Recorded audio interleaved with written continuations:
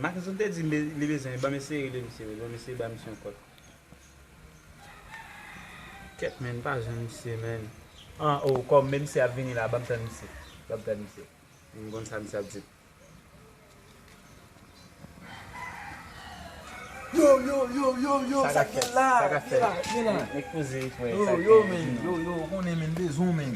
Yo, dim nou, pale nou men, kom ou te di gen bezan men, dim so ap diyan.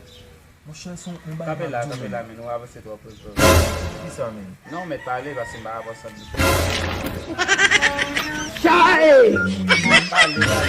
Pale. Mon chè, mgon ti fòm la ma file la men. Men se ou selman ki mkone ki kabon parol mal bay fòm sa men. Ba yon problem abo, kon ki solusyon wap feb mwen la, wap jisale la kare do ou fin gosye gosyo epi ou may cheke mwen. Kade koman mse fòk mse? Ba fok nou men, bo vey ki a fok. Yo bay seye ma pala vola oui men. Ebe ba vey ki mbo wa men. Ou di bouchwe pa? Ya.